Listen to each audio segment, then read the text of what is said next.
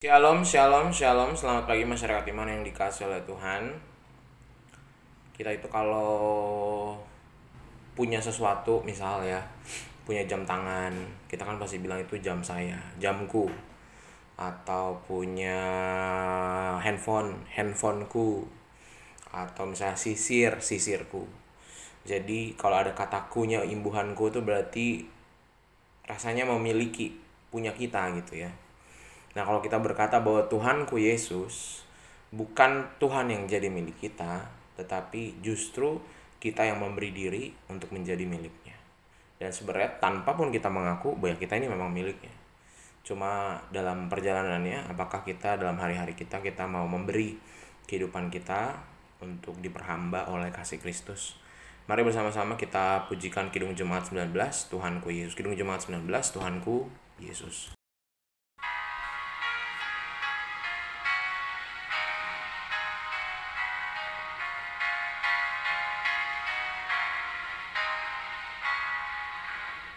Tuhanku Yesus, Raja alam raya, Allah dan manusia.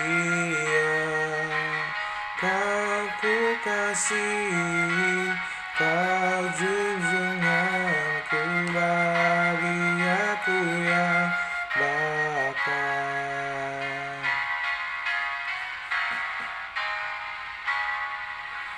Indah tamasya, indah sawah ladang, sungguh elok berseri.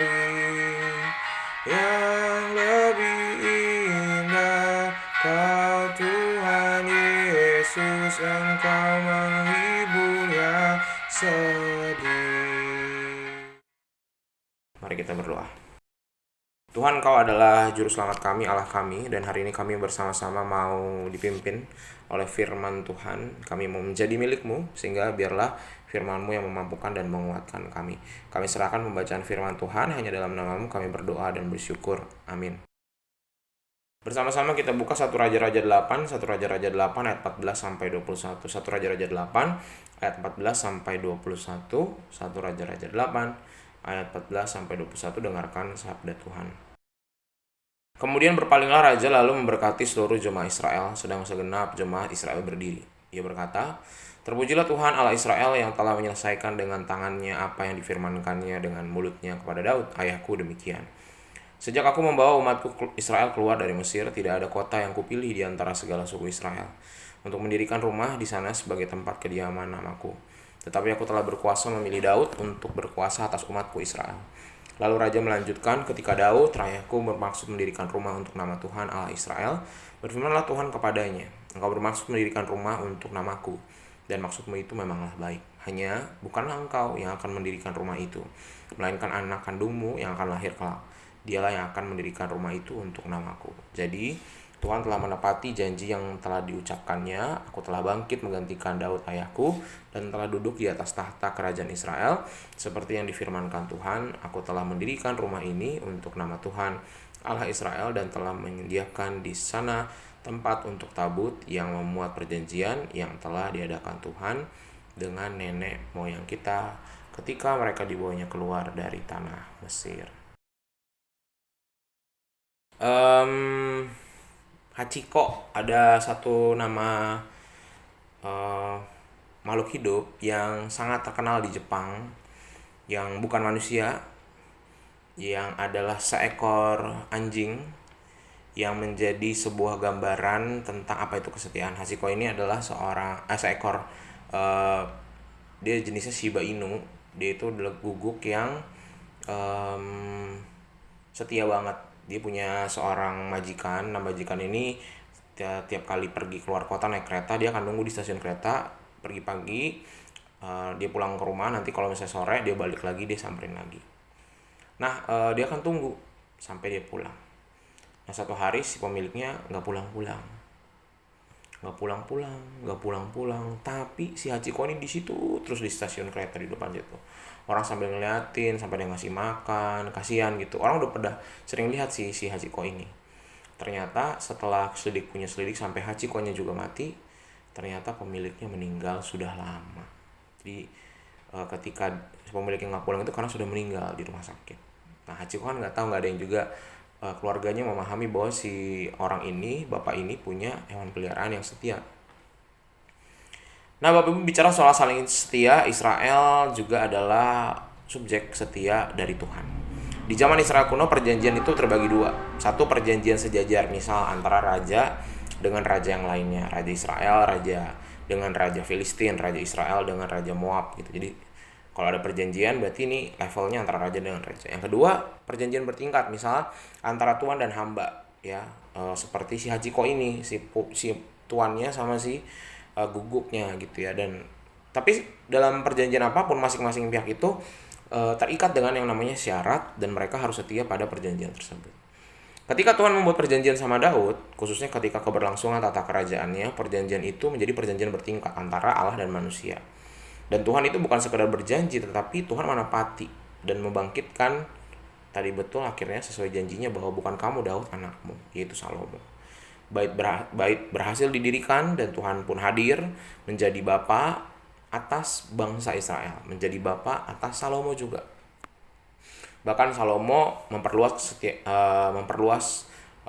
karya Allah gitu ya, dengan tindakannya kepada bangsa-bangsa di sekitarnya, membuka diri sebesar-besarnya dalam perdagangan, dalam ilmu pengetahuan, sehingga orang mengenal Israel ini menjadi negara yang maju dan nama Allah itu jadi orang kenal gitu. Ini agama yang dipeluk sama si kerajaan Israel ini. Nah, kalau Tuhan sudah setia pada janjinya, maka pihak kita sebagai manusia hamba, saat itu Daud dan Salomo, haruslah setia. Bahkan bukan cuma Daud, keturunannya. Dan kesetiaan itu diwujudkan dengan waktu, kesetiaan itu diwujudkan dengan ibadah, kesetiaan itu diwujudkan dengan mentaati perintah Allah yang diberikan dalam firman-Nya. Dan ketidaksetiaan itu sebaliknya akan mendatangkan celaka dan hukuman. Nah, kesetiaan kepada Tuhan yang dilakukan oleh umat itu harus senantiasa dipelihara. Kalau Tuhan sih udah pasti nggak berkesudahan setianya sama kita. Tapi manusia setianya sama Tuhan itu kadang-kadang ada naik turunnya. Nah, jika Tuhan sudah setia kepada kita, sudah layaklah kita juga memperjuangkan. Jadi berjuang setia. Nah, tetapi ketaatan kita hendaknya bukan hanya sekedar hanya untuk karena motivasinya pengen dapat berkat. Motivasinya karena Tuhan juga udah janji ingin memberikan sesuatu. Atau kita saya kalau nggak setia nanti takut kena hukuman. Tetapi biarlah kesetiaannya itu dibangun dalam bentuk rasa hormat. Tuhan juga menghormati kita menghormati Tuhan. Yang aneh ya, harusnya Tuhan nggak perlu hormati kita, tapi dia respect, dia menghormati kita.